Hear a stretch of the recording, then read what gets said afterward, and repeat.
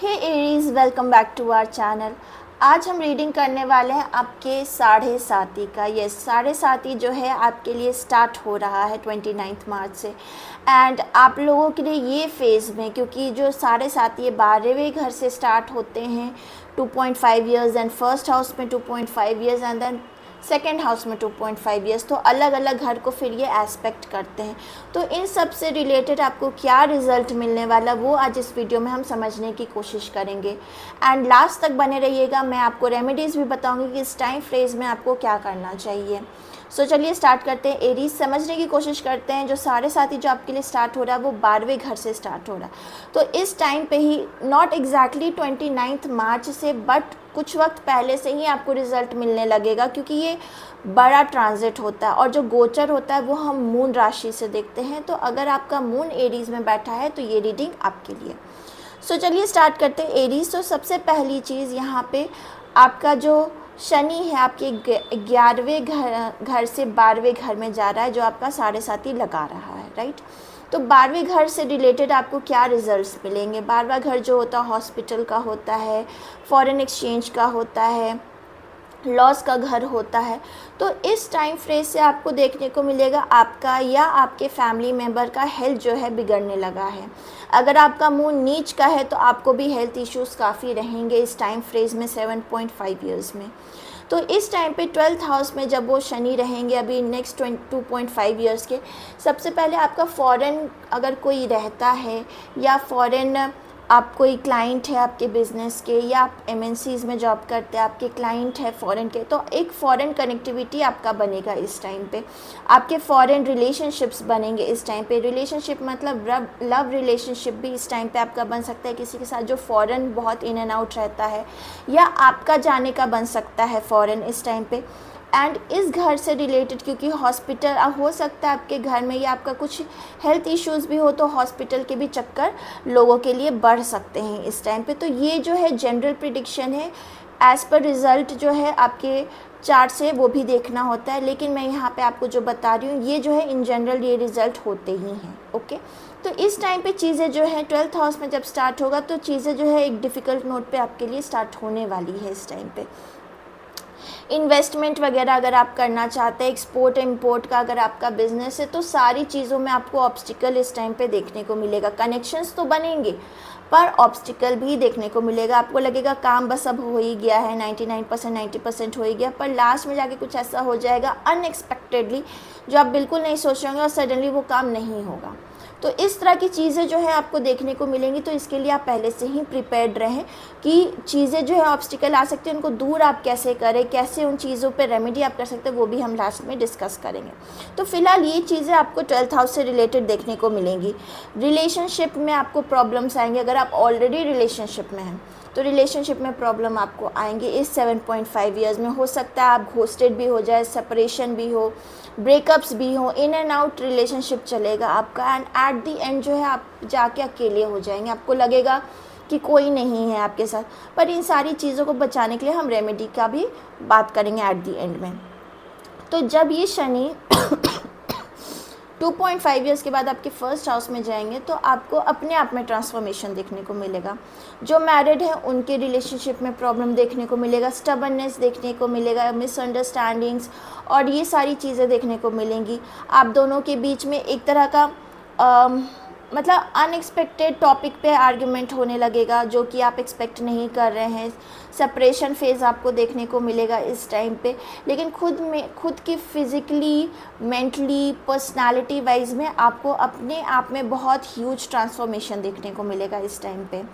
Okay, तो आपको कोशिश करना है कि इस टाइम फ्रेम में आप गुस्सा कंट्रोल करें, क्योंकि राहु का भी टाइम इस फेज़ में डेफिनेटली अंतर्दशा वगैरह चलेगा, केतु का भी अंतर्दशा चलेगा। तो ये टाइम फेज़ विद दिस साढ़े साथी आपके लिए प्रॉब्लमेटिक होगा और भी ज़्यादा। एंड डिपेंड करता है कि डिग्रीज़ का क्या स्ट्रेंथ है आपके चार्ट में। ओके, तो जब ये सारी चीज़ें होंगी तो आपको एंगर इश्यूज़ होगा। ऐसा एंगर होगा कि आप एकदम बर्स्ट आउट हो जाएंगे। अगर मून भी वीक है, राहु का समय चल रहा है, तो आप बिल्कुल बर्स्ट आउट हो जाएंगे। आप खुद के इमोशंस पे कंट्रोल नहीं कर पाएंगे। तो आपको इमोशनल वाइज मेंटली बहुत ज़्यादा आपको स्ट्रेस देखने को मिलेगा।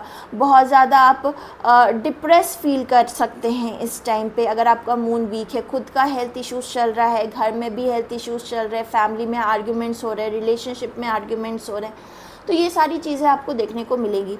अगर स्ट्रेंथन स्टेट में है आपका मून और शनि, ये सब, तो ये चीज़ें कम देखने को मिलेंगी, लेकिन डेफिनेटली जो शनि का नेचर है वो तो ये रिजल्ट्स आपको देंगे ही देंगे। ओके, तो जब ये सेकंड हाउस में भी जाएंगे तो आपके फैमिली में प्रॉब्लम होगा, आपके थ्रोट में प्रॉब्लम हो सकती है, डेंटल इश्यूज़ हो सकते हैं, इन्फेक्शन कुछ हो सकता है, तो आपको अपने हेल्थ का बहुत ध्यान देना है इस टाइम पे। एंड जॉइंट्स वगैरह में प्रॉब्लम हो सकती है, और फ्रैक्चर के भी चांसेस बन सकते हैं, क्योंकि लास्ट में जो है वो 8th हाउस को भी एस्पेक्ट करेंगे जब आपके सेकेंड हाउस में होंगे। तो ये सारी चीज़ें जो है आपको रिजल्ट देखने को इस 7.5 में मिल सकती है। सेकेंडली, जब 12वें घर में जो चीज़ें स्टार्ट हो रही हैं आपके लिए 7.5, तो आपके 6th हाउस को देख रहे हैं। ये घर इसलिए इम्पोर्टेंट और मैं मेंशन इस टाइम पे इसलिए कर रही हूँ क्योंकि 6th हाउस जो होता है आपके डेली रूटीन का होता है, आपके एनिमीज़ का होता है। तो इस टाइम पे जो है दुश्मन आपके बन सकते हैं, एनिमीज़ बन सकते हैं आपके, और मतलब पॉलिटिक्स आपके वर्क प्लेस पे आपके अराउंड में हो सकता है, जो कि आपको पता ही नहीं चले कि कब ये चीज़ें होने लगी, कब ये पॉलिटिक्स मेरे पीछे होने लगी। हो सकता है आपके सामने वो किसी और की बुराई करे, पर आपने अगर किसी के बारे में कुछ बोल दिया तो वो आपके लिए बैकफायर कर सकता है। तो इस टाइम फ्रेज में स्पेशली आप किसी के बारे में, थर्ड पर्सन के बारे में किसी से आप डिस्कस मत करना। अगर कोई ऐसी टॉपिक भी हो रही है तो उसमें इन्वॉल्व होने की ज़रूरत नहीं है, क्योंकि कोई भी चीज़ जो है इस तरह की आपके लिए बैकफायर कर सकती है, आपके लिए प्रॉब्लमेटिक हो सकती है इस टाइम पे। तो बहुत ज़्यादा इस चीज़ को लेके आपको केयरफुल रहना है इस टाइम पे।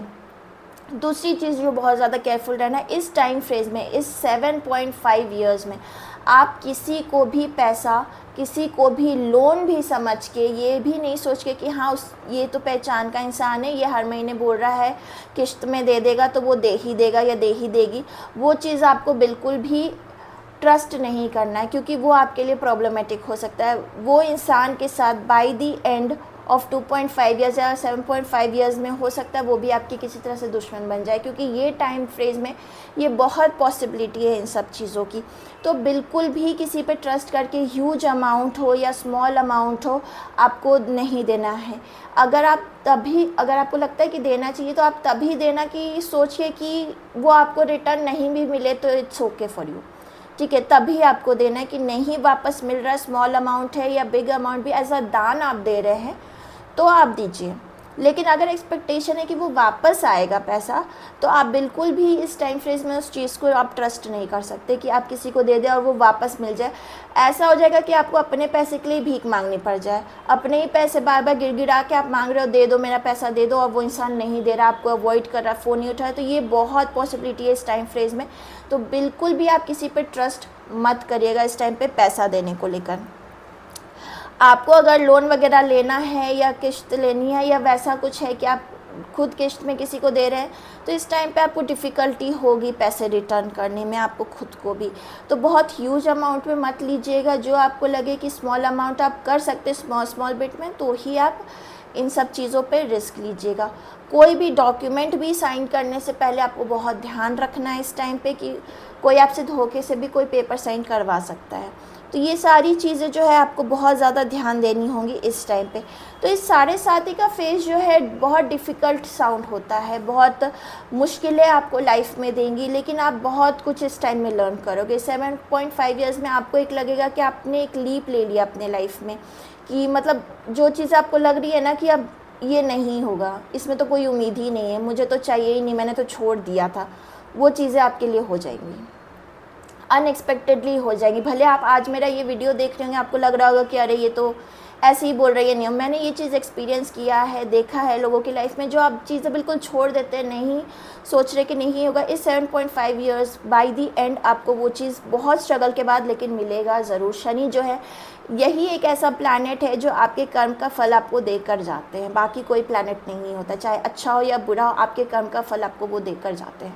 तो डेफिनेटली इस टाइम का फुल यूटिलाइज़ करिए, आपको आपकी लाइफ में ट्रांसफॉर्मेशन देखने को मिलेगा, ऑब्स्टिकल्स देखने को मिलेगा, आर्ग्यूमेंट्स, लड़ाई, सेपरेशन, ब्रेकअप, बहुत सारी चीज़ें हैं जो देखने को मिलेंगी इस टाइम फ्रेज में। लेकिन जो होगा वो आपके डेस्टिनी में लिखा होगा, जो होगा, जो आप डिज़र्व करते हैं वो आपको होगा। आपका हार्ड वर्क, जिस तरह का आप हार्ड वर्क कर रहे हैं वो आपको रिजल्ट ज़रूर मिलेगा। तो अपनी मेहनत पे ट्रस्ट करिए, बाकी सारी चीज़ें आप साइड कर दीजिए, सिर्फ अपनी मेहनत पे आप इस टाइम पे ट्रस्ट करिए इन 7.5 ईयर्स में। सो एरीज़, अब ये समझ लेते हैं इस टाइम पे आपको क्या रेमेडी करनी चाहिए। तो बेसिकली शनि का जो ढैया हो या साढ़े साथी हो, सबसे एक रेमेडी जो है मैं सबको रिकमेंड करती हूँ वो है हनुमान चालीसा। वो आपको डेफिनेटली करना चाहिए। हनुमान चालीसा जो है आप रोज़ पढ़िए, ट्यूसडे से स्टार्ट करिए और 7.5 ईयर्स तक आपको रोज़ करना है। सिर्फ इसलिए नहीं क्योंकि ये साल मार्च का है तो ये साल आप करें, नहीं, आपको हर दिन करना है 7.5 ईयर्स, ताकि जो ऑब्स्टिकल्स आपके रिलेशनशिप में आए, पार्टनरशिप में आए, आपके दुश्मन जो बन सकते हैं, उन सब चीज़ों को आप थोड़ा अवॉइड कर सकें। अपने लाइफ के ऑब्स्टिकल्स को कम करने के लिए आपको ये रेमेडी ज़रूर करनी चाहिए। सेकेंड रेमेडी जो मैं आपको रिकमेंड करूँगी वो है मून का, क्योंकि मून से ही ये सारे ट्रांजिट और गोचर्स देखे जाते हैं। तो मून की रेमेडी अगर आप करेंगे तो आपका जो मून अगर वीक भी होगा ना, तो आपके हेल्थ इश्यूज़ थोड़े कम होंगे, आपके मेंटल स्ट्रेस जो है कम होंगे, इमोशनल बर्स्ट आउट कम होगा। तो मून की रेमेडी आपको मंडे से स्टार्ट करनी है, ओम सोम सोमाय नमः, एंड उसको रोज़ करिए आप 108 टाइम्स आपको करना होगा, एंड ये आपको रोज़ करना होगा मंडे से स्टार्ट करके। तो ये दो रेमेडीज़ एरीज़ में आपको डेफिनेटली बोलूँगी कि आप ज़रूर करिए इस टाइम फ्रेज में। एंड इस टाइम फ्रेज में आपको बहुत कुछ सीखने, लर्न करने को मिलेगा, ट्रांसफॉर्मेशन देखने को मिलेगा। डिफ़िकल्ट ज़रूर होगा, नो डाउट डिफ़िकल्ट होगा, लेकिन आप सीखेंगे बहुत कुछ। सो एरीज़, ये आपके लिए रीडिंग आ रही है। आई होप आपको काफ़ी सारी इन्फॉर्मेशन इस रीडिंग से आज मिले होंगे। एंड अगर आपको वीडियो अच्छा लगा हो तो प्लीज़ हमारे चैनल को सपोर्ट करें, सब्सक्राइब करें, लाइक करें, एंड मैं आपको बोलूँगी नेक्स्ट टाइम। Bye bye.